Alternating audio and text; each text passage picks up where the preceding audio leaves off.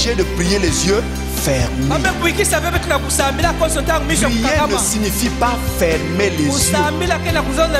Prier signifie s'adresser à Dieu.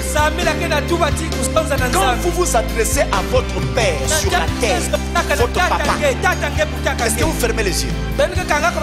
Papa, je viens devant ta haute bienveillance.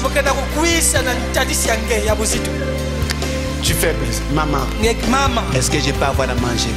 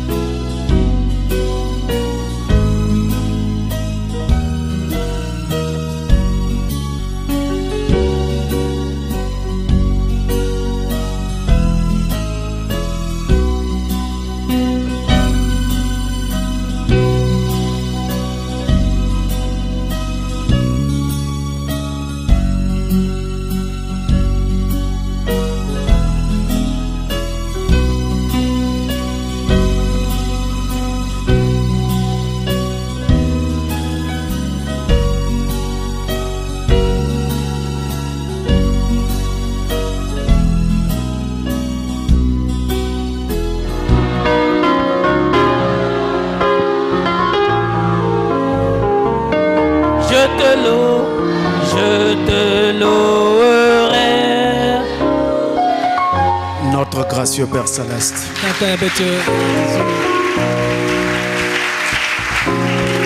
c'est par ton amour que nous sommes rassemblés dans ta présence. C'est par ton amour que nous avons quitté nos maisons. C'est par ton amour que nous avons quitté les lieux du péché. Et c'est par ton amour que nous sommes rassemblés ici. Nous prions, Seigneur, alors que nous venons chaque jour ici pour nous préparer pour te rencontrer, que ce moment serve encore à cela. Et quand ce culte aura pris fin, que chacun se rende compte qu'il a encore été rapproché de Dieu. Nous offrons cette prière humblement sous le sang versé au nom de Jésus-Christ. Amen. Amen.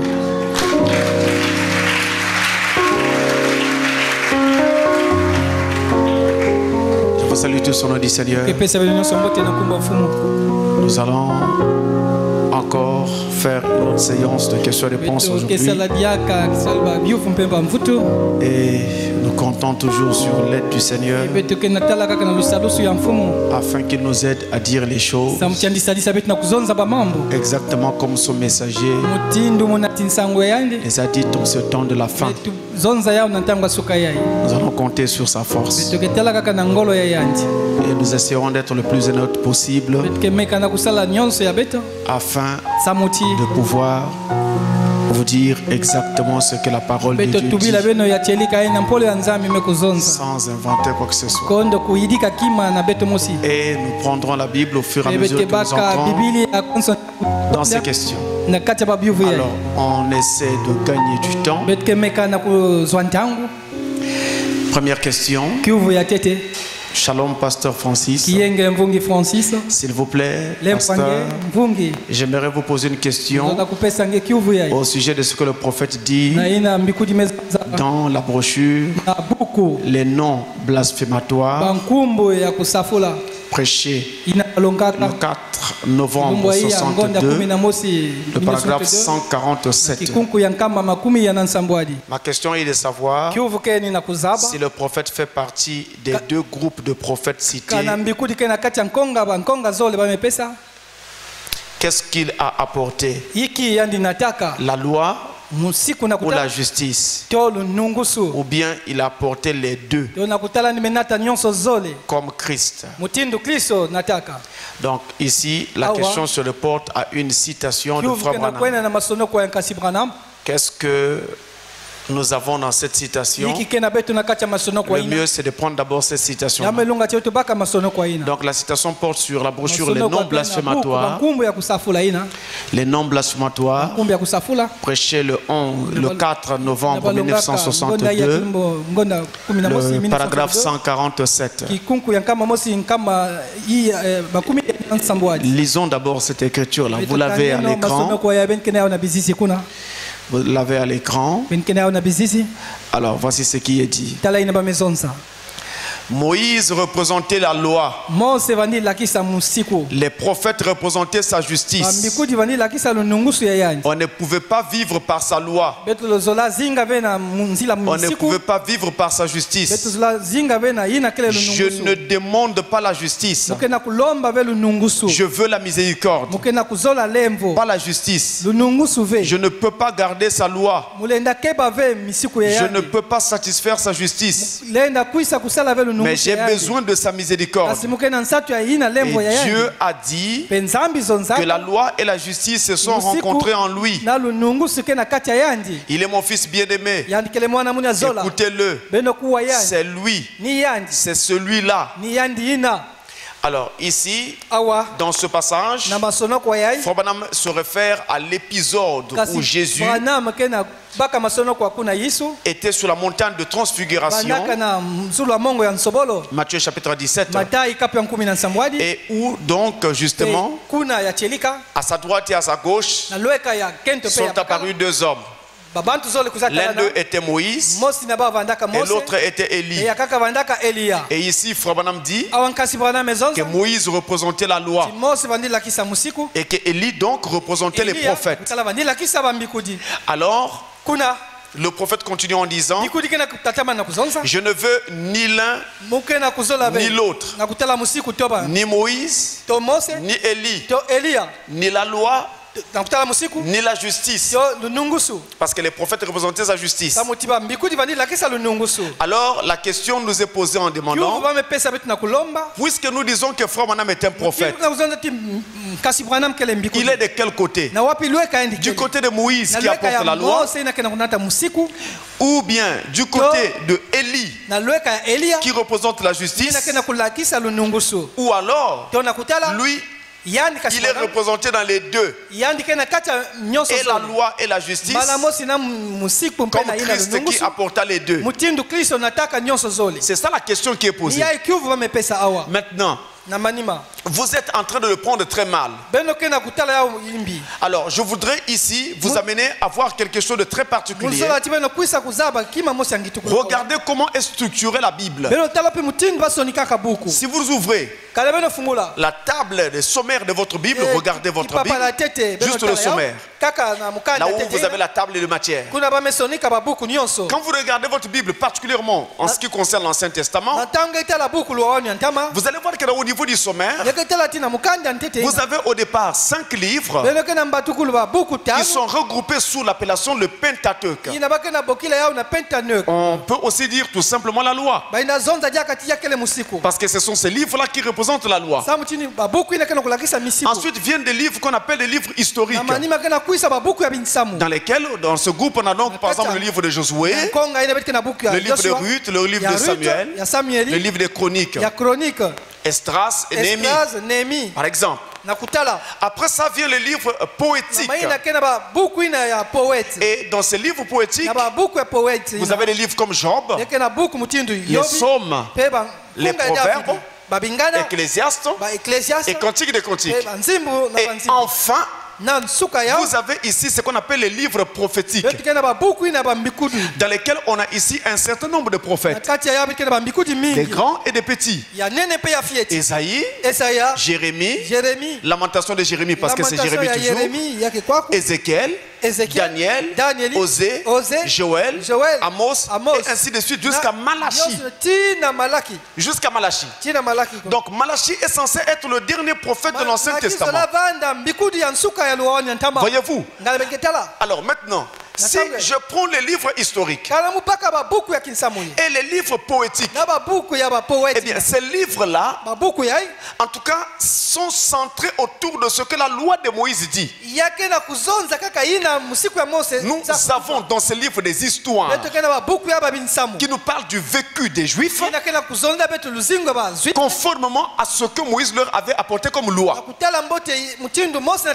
Donc nous sommes toujours autour de la loi. Ce qui revient à dire qu'on peut en fait casser l'Ancien Testament en deux grandes parties. Il y a la partie appelée donc la loi, où nous avons la loi elle-même représentée par la Torah, les 5 premiers livres du Pentateuque, et auxquels on peut donc associer les livres poétiques et historiques. Et la seconde partie alors serait donc la partie sur les prophètes. Et partons donc de là, on va donc dire que l'Ancien Testament est constitué de 2 ailes.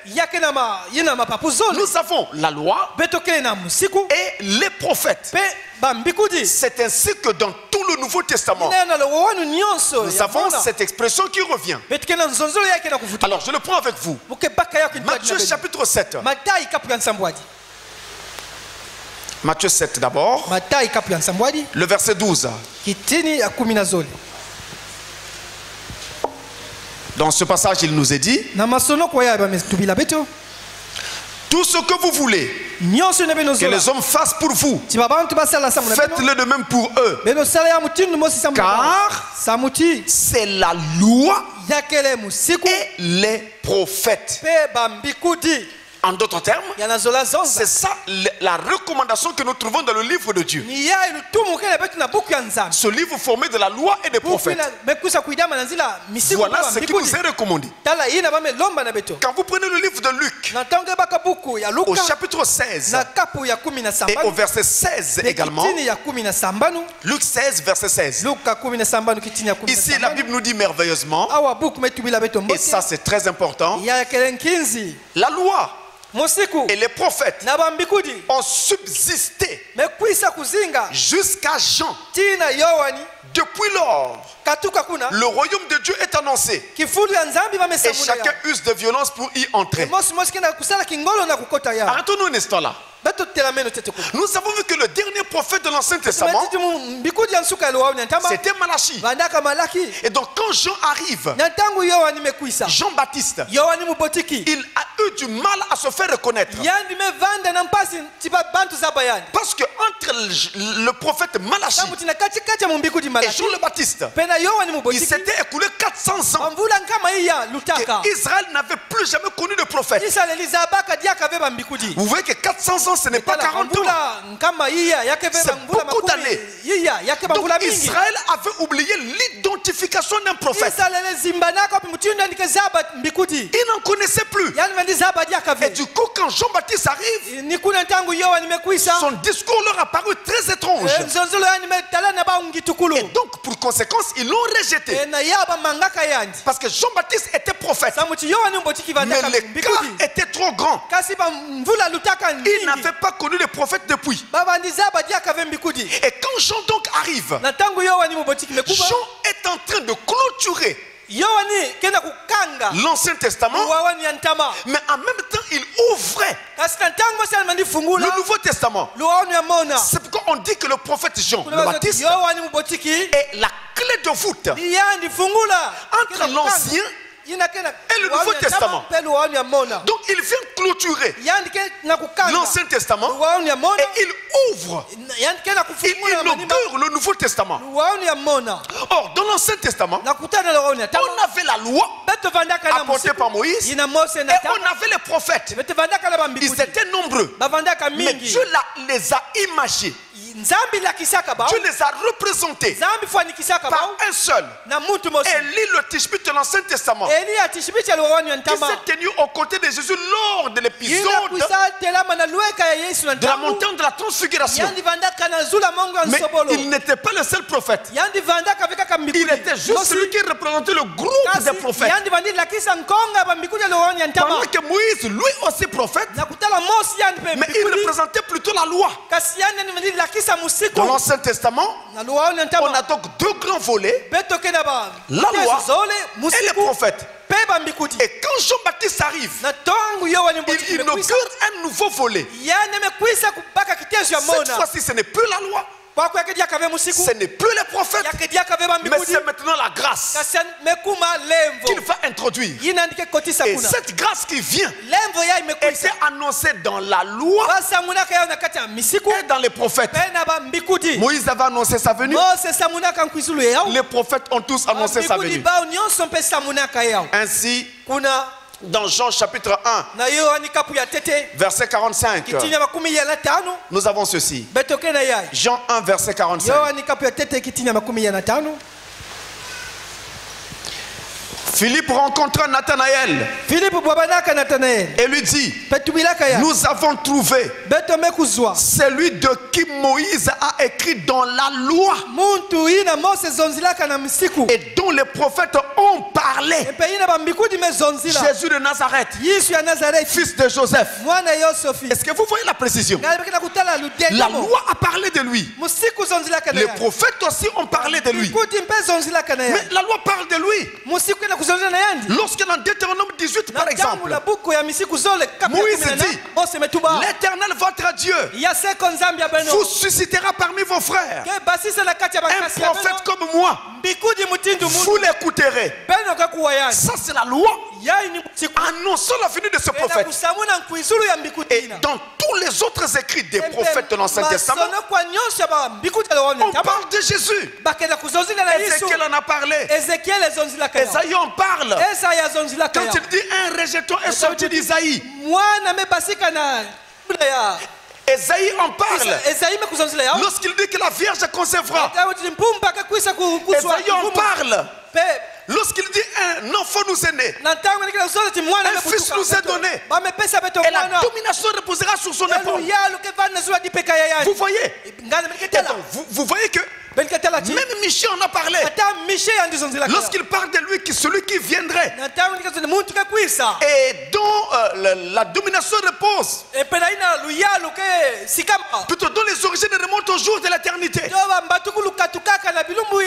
Les prophètes ont parlé de lui. La loi a aussi parlé de lui. Maintenant, lorsque nous arrivons à la montagne de la transfiguration, celui de qui les prophètes avaient parlé et celui de qui la loi avait parlé était maintenant devant eux. Il était l'accomplissement de la loi et l'accomplissement des prophètes. Alors frère Branham, il est dans quel groupe? Eh bien, il est ni dans l'un ni dans l'autre. Parce que la loi et les prophètes, en fait, c'est la division de la Bible hébraïque. C'est comme ça que les Hébreux divisaient leur Bible dans l'Ancien Testament. Frère Branham n'est ni dans l'un ni dans l'autre. Parce que les prophètes du Nouveau Testament, certes, ils viennent faire le travail comme ceux de l'Ancien Testament, mais les prophètes du Nouveau Testament sont des prophètes pour l'Église des nations. Ils ne sont pas des prophètes pour Israël.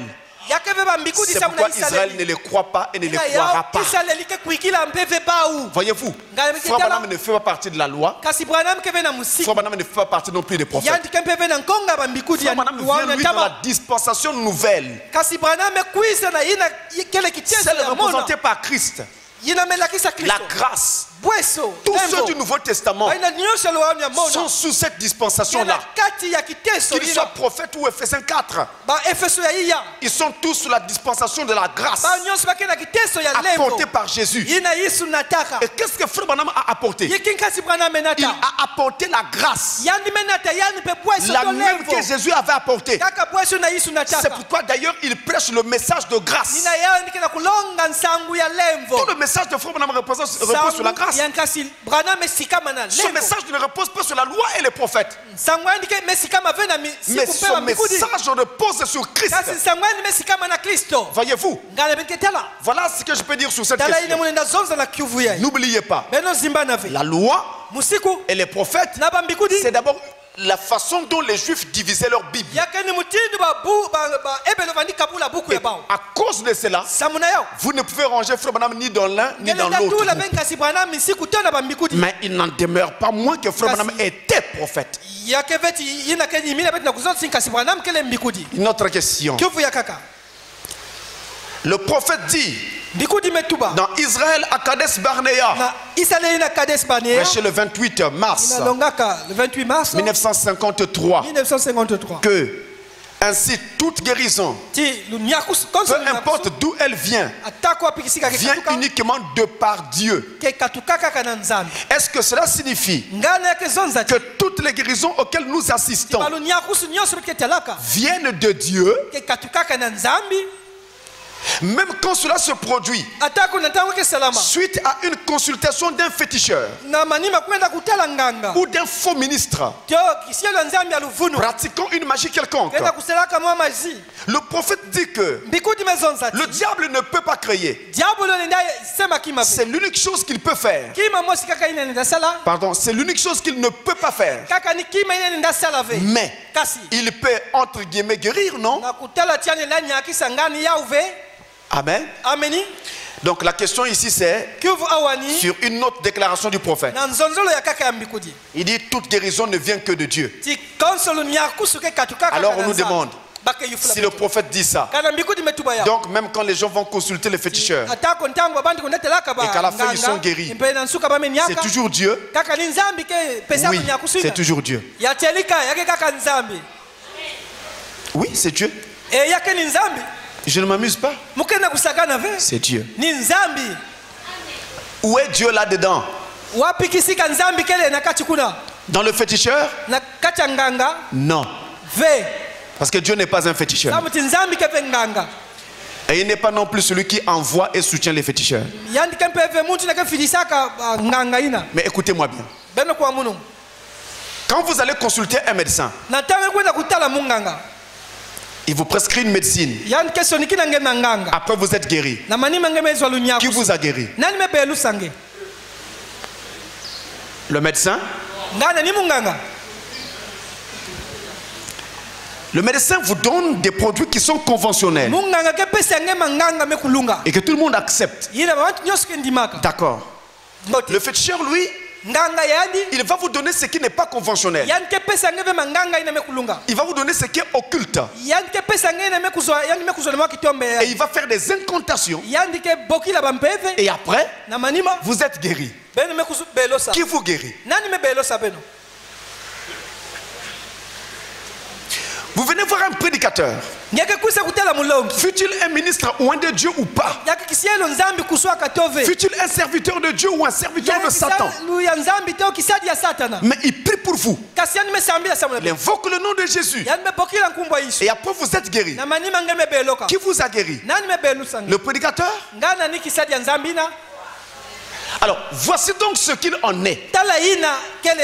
Lorsque vous allez à l'hôpital et que le médecin vous donne un médicament, eh bien mes amis, ce médicament va vous soigner. Mais ce médicament ne peut pas vous guérir. Il n'y a qu'un seul qui peut guérir. C'est le Dieu Tout-Puissant. La guérison est une création. Un seul peut créer. C'est le Dieu Tout-Puissant. Quand vous prenez un cachet, un médicament, ce médicament va avoir pour effet de détruire des microbes qui sont en train de vous déranger. Mais quand ce médicament a fini son travail de destruction de ces microbes, mais la partie du corps rongée par ces microbes va se reconstruire comment? C'est là qu'intervient la main de Dieu. Par des lois qu'il avait établies dans la nature pour restaurer votre organisme détruit par les microbes. Si c'était les poumons attaqués, les poumons se reconstruisent. Si c'était le cœur, il se rétablit. La guérison est une création. Voilà pourquoi, même quand le prédicateur prie pour vous, ou quand le charlatan, le féticheur intervient sur vous, même le médecin, la seule chose que toutes ces personnes font, c'est de créer en vous la confiance dans leur action. Ils créent la foi dans ce qu'ils vont faire sur vous. Et c'est cette foi-là qui vous guérit. Je vous prends un exemple scientifique. Des expériences ont été menées qu'on appelle le placebo. On a soumis un malade à un traitement et le malade a été guéri. On a pris un autre malade souffrant de la même maladie.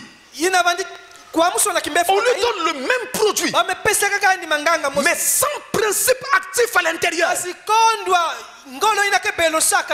retiré le principe actif mais l'emballage est le même. C'est une simple poudre à l'intérieur des gélules. Et on donne au malade. Il faut le médecin en blouse blanche qui lui administre ce produit-là. Alors il se dit, si le médecin me donne ce produit-là, c'est que d'après ses connaissances, c'est ce qu'il me faut pour être guéri. Constant. Il est guéri. Alors on pose la question, qu'est-ce qui a donc guéri ce patient? Puisque dans le médicament il n'y avait pas de principe actif. Qu'est-ce qui l'a guéri? C'est la confiance dans l'institution médicale. Le médecin en blouse blanche, le centre hospitalier où tout est rangé propre et tout, l'assurance que nous donne le médecin, la vue des cachets. Il se dit, ah c'est ça. Une fois qu'on ouvre ça, on sort pour lui donner. Mais il ne se rend pas compte qu'il n'y a rien à l'intérieur. Sa foi dans l'institution médicale le guérit. Et votre foi dans la prière de votre pasteur vous guérit. Votre foi dans ce que vous dites et dans ce que fait le féticheur vous guérit. Voilà pourquoi la guérison ne vient que de Dieu. Est-ce que c'est clair? C'est Dieu seul qui guérit. Vous pouvez faire tout ce que vous voulez. Tant que Dieu n'a pas décidé de vous guérir, vous ne guérirez jamais. Et surtout, lorsqu'il s'agit par exemple d'un sort qu'on vous a jeté, il faut Dieu. Et notez mes amis, on demande, puisque Satan, la seule chose qu'il ne peut pas faire c'est créer. Et on demande, est-ce qu'il peut guérir? Non, chers amis. Satan ne peut pas guérir. Parce que la guérison est une création. Mais lui ne peut pas créer. Comment il va guérir? Et d'ailleurs, notez, chers sœurs et frères, dans Matthieu 12, le verset 26, nous citons la Bible là, chers amis. Matthieu 12, verset 26. On a accusé Jésus de chasser le démon par Belzébul, le prince des démons. Jésus dit, mais si Satan chasse Satan, son royaume est divisé. Et c'est la fin de Satan. Donc Satan ne peut pas chasser Satan. Satan ne peut pas guérir. C'est aussi pourquoi quand un sorcier vous jette un sort, il peut arrêter, mais il ne peut plus enlever le sort. Même si vous faites des réunions de famille, le retirer. Il faut Dieu pour retirer ce sort-là. Les magiciens en Égypte avaient jeté leur bâton pour qu'ils deviennent des serpents. Mais ils n'ont jamais pu ramener ces serpents-là en bâton. Il a fallu que les serpents de Moïse avalent ces autres serpents. Satan peut faire des choses, mais il ne peut pas retirer ce qu'il a déjà fait. Mais Dieu peut te frapper et il peut retirer ce qu'il a mis. Mes amis, Dieu est le seul véritable maître. Aimez Dieu, servez Dieu et donnez le dos à Satan pour toujours. Est-ce que je peux entendre un grand amen? Aujourd'hui, le monde entier adore Satan. Satan est adoré par la politique du monde. Satan est adoré par les écrivains. Satan est adoré par les gens qui chantent. On chante les choses qui font la louange de Satan. On chante la femme. On chante la violence. On chante la mort. Mais toutes ces choses sont sataniques. Satan est partout. Mais le peuple de Dieu aussi est debout. Reconnaissons sa position. Et reconnaissons qu'il y a un voile des ténèbres sur le monde. Et ce voile-là ne doit pas nous voiler nous, mais il doit voiler ceux qui périssent. Alléluia. Et Paul a dit, si notre évangile est encore voilé, il est voilé pour ceux qui périssent. Pour les gens dont le Dieu de ce monde a aveuglé l'intelligence. Comment ils n'arrivent pas à comprendre qu'il n'y a pas de valeur dans tout ce qui est ici-bas. Je pèse mes mots. Pas de valeur. Tu te bats toute ta vie pour un diplôme. Mais quand arrive l'heure de ta mort, le diplôme reste accroché au salon. Toi, tu vas sous la terre. Alléluia. Il n'y a qu'une seule chose qui a de la valeur. C'est Jésus-Christ. Quand on vient ici bas, si vous avez trouvé Christ, alors vous avez gagné le but pour lequel Dieu vous a envoyé. Mais si vous ne trouvez pas Jésus-Christ, le jour de votre mort, vous avez raté votre séjour terrestre. Et béni soit le nom du Seigneur pour ceux qui ont déjà trouvé Jésus. Accrochez-vous à lui. Attachez-vous à lui. N'abandonnez plus jamais.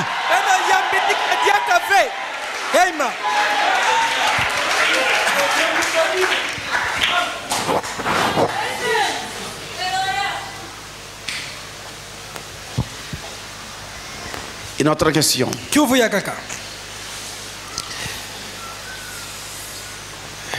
Je viens par cette présente avec les préoccupations que voici. Donc il y a une série de questions.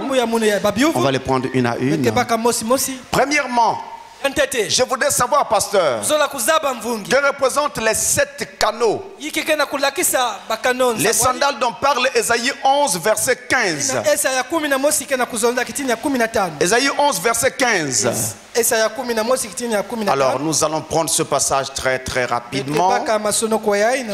Ésaïe chapitre 11, verset 15. La Bible a beaucoup de choses, mes amis. 11 verset 15 du livre d'Ésaïe.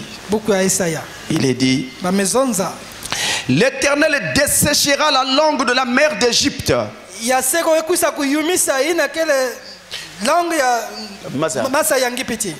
Et il levera sa main sur le fleuve en soufflant avec violence. Il le partagera en 7 canaux et on le traversera avec des souliers. Dans d'autres Bibles on dit des sandales. Eh bien, Mes amis, ici c'est très simple. On est en train de parler d'un nouvel exode du peuple juif. Un nouvel exode. C'est-à-dire, ils étaient en captivité en ce moment-là. Et Dieu était en train de parler d'un nouvel exode qu'ils devaient connaître. Ils ont eu un premier exode. Dans Exode 14, ils ont traversé la mer Rouge. Ça, c'était pour sortir du pays d'Égypte et aller en terre promise. Dans Exode 14, ils ont traversé la mer Rouge. Et Dieu, vous vous rappelez, avait desséché la mer Rouge en ce temps-là, le partageant en deux, afin que ses enfants passent à pied. Dans Josué chapitre 3, lorsqu'il devait prendre la terre promise en possession, eh bien, Dieu dessécha le Jourdain. Et ses enfants traversèrent aussi à pied. Maintenant, cette fois, dans Ésaïe 11, verset 15, il va refaire la même chose pour permettre à ses enfants de quitter le territoire où ils étaient et de rentrer en Palestine. Pourquoi 7 canaux? Parce qu'il viendrait de plusieurs directions. Et peu importe la direction d'où ils viendront, arrivé en face des autres, Dieu fera un passage pour eux afin qu'ils passent, tout comme il le fit la première fois. Mais cette fois-ci, 7 canaux à cause de la première fois avec Moïse, ils venaient d'une seule direction. Ils venaient tous d'Égypte et allaient vers la terre promise. Un seul groupe. Avec Josué, un seul groupe qui devait traverser le Jourdain. Or, dans le cas de Exode 11, ils étaient éparpillés dans plusieurs contrées. Donc on n'aura pas un seul groupe. On aura plusieurs groupes, chacun venant d'une direction. Vous comprenez? C'est pourquoi donc il y aura plusieurs canaux selon l'endroit où ces enfants-là vont se retrouver devant le fleuve. Et pour que l'on parle des sandales, on parle des sandales pour indiquer qu'il va encore dessécher les eaux comme autrefois, pour indiquer qu'ils vont traverser à pied. Est-ce que c'est clair? Voilà un peu pour cette question. Une autre question. Deuxièmement, c'est dans cette série qui est sur ce papier, dans Acte 9, verset 40. Acte 9, verset 40. Il est dit qu'après avoir prié, Pierre se tourna vers le corps sans vie de Tabitha en disant, Tabitha, lève-toi. Je voudrais savoir, pasteur, quelle était la position de Pierre pendant qu'il priait. Et ensuite, Pierre demanda au corps sans vie de se lever. En gardant les yeux fermés, plutôt, en gardant les yeux ouverts ou fermés. Quelle était la position de Pierre? On dit qu'il priait. Après il se tourna vers le corps sans vie de Dorcas, qu'on appelait Tabitha, pour lui dire maintenant lève-toi. Il se tourna vers. Alors donc quand il priait, il regardait où? C'est ça la question qu'on pose. Quelle question difficile. Parce que pour savoir dans quelle direction Paul et Pierre regardaient, il faut avoir été là. Est-ce que je me fais comprendre? Sinon tu risques de dire, il regardait à l'est ou à l'ouest, mais où est l'assurance qu'il regardait à l'est ou à l'ouest? C'est comme ça que dans les dénominations, n'ayant pas la parole, ils inventent quelque chose. Non, nous ne voulons pas inventer.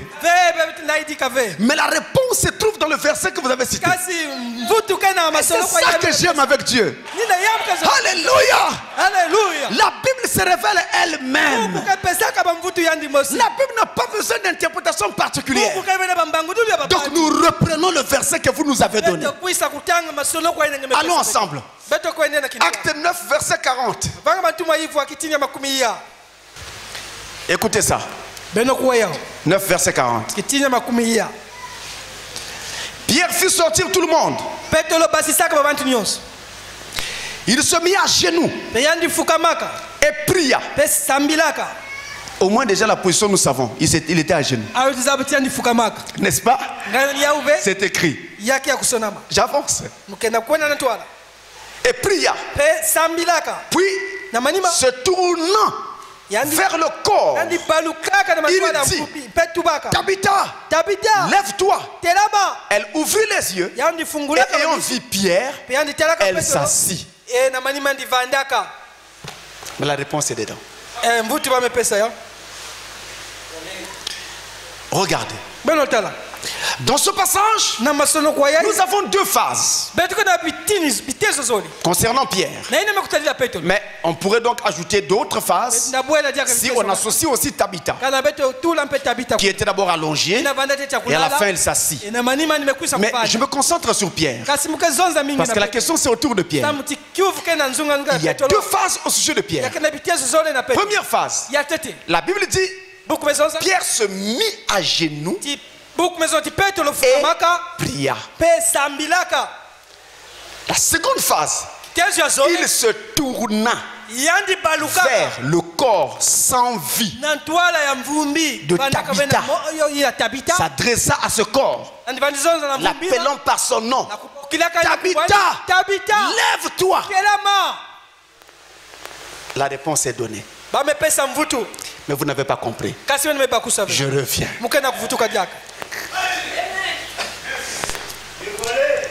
Pierre se met à genoux et il prie. C'est la première chose concernant Pierre. Quand il finit de prier, il se tourne maintenant vers le corps sans vie de Tabitha et dit, Tabitha, lève-toi.